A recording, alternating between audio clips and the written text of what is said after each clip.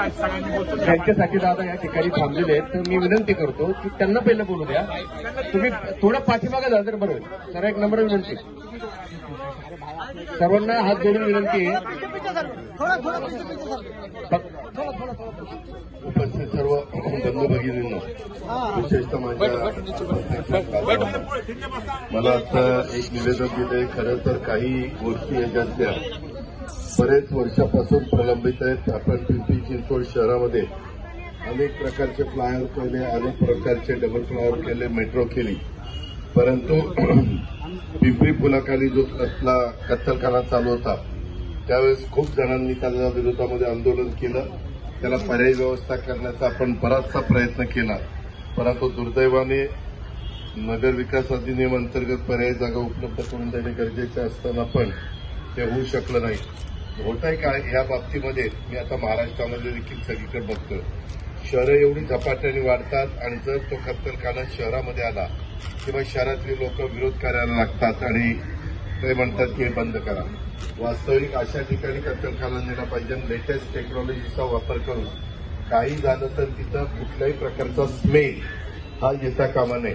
त्याच्यातले बहुतेक मुद्दे, एक दोन मुद्दे माझे राज्य सरकारच्या दरबारचे आहेत. दफनभूमीचा प्रलंबित काळेवाडी तेरगाव वाकड याच्याबद्दल मी पुण्यामध्ये असताना, तर उद्या माझी मिटिंग किती वाजता, चोब्यार नाही का, सकाळी सुरुवात. तुम्ही असं करा, तुमच्यातले दोघं तिघं किंवा एक डेलिगेशन 5 लोकांचं जिजायला या.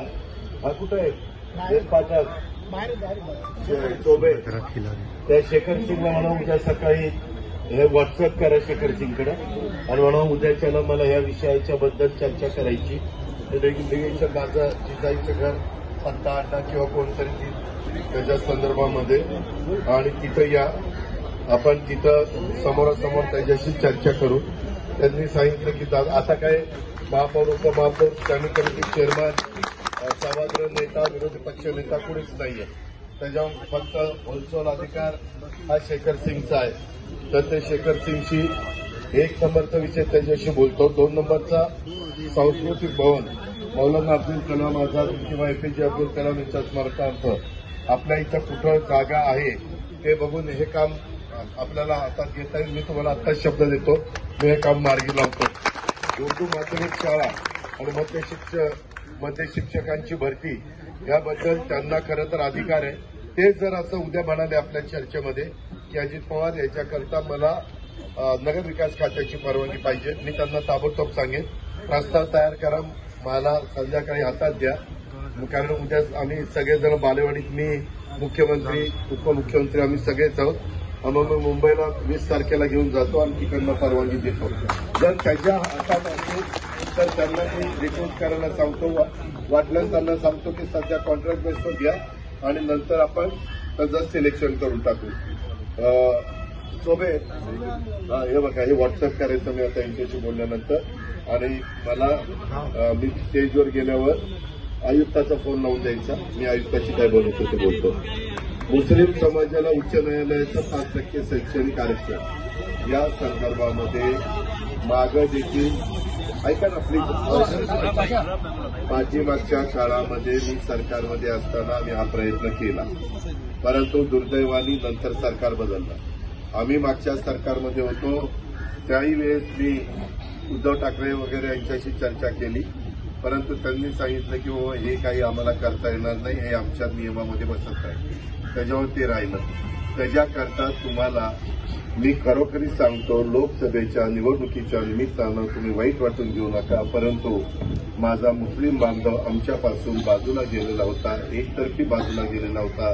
त्याचं मूर्तिमंत उदाहरण तुम्ही वाईट वाटून घेऊ नका. मी विनंती करतो की आमच्या मध्य मालेगावमध्ये एक मतदान झालं आणि त्याच्यामध्ये 1,98,000 मतदानापैकी 4,000 मतं भामरेला पडली, 1,94,000 मतं त्या बच्चाबाईंना पडली आणि बच्चाबाई निवडून आल्या 4-5 हजारांनी. एवढं एकतर्फी मतदान केलं. तुम्हाला सगळ्यांना माहिती आहे की बारामतीमध्ये मी शादीखाना केला, अप्रतिम शादीखाना केला. मी मौलाना आझाद महामंडळाचे कर्ज प्रकरणं केली, 1,000 कोटी रुपये भागभांडवल मिळवून दिलं.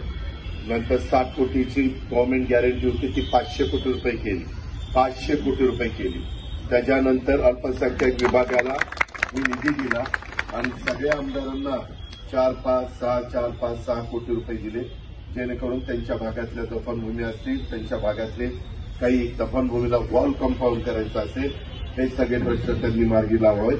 अशा पद्धतीनं ते युनानी कॉलेज एक दिलं रायगड जिल्ह्यामध्ये, आणि आता दुसरं एक युनानी कॉलेज माझ्या माहितीप्रमाणे कोल्हापूर का कुठल्या तरी भागामध्ये दिलं. आणि खूपदा माझ्या मागासवर्गीय समाजाच्या करता भारतीय संस्था होती. त्याच्यानंतर मला माथारी समाज भेटायला लागला की दादा ह्याच्यात आमच्यावर अन्याय होतो, आम्हाला जेवढा न्याय मिळाला पाहिजे तेवढा मिळत नाही. म्हणलं काय करायचं, त्यावेळी आमच्याकरता आरटी काढा, त्यांच्याकरता आरटी संस्था काढली, बहुजन समाजाच्या करता सारथी संस्था काढली, ओबीसी समाजाच्या करता इतर मागासवर्गीयांच्या करता महाज्योती काढली, त्याच्यानंतर आदिवासी समाजाच्या करता टार्टी काढली. मला माझे मुस्लिम बांधव म्हणत होते की आमचाही तुम्ही विचार केला पाहिजे, आम्ही पण भारतीय आहोत, आम्ही पण या देशाचे घटक आहोत. मी त्यांच्याकरता यावेळेस मार्गी काढली की नाही एक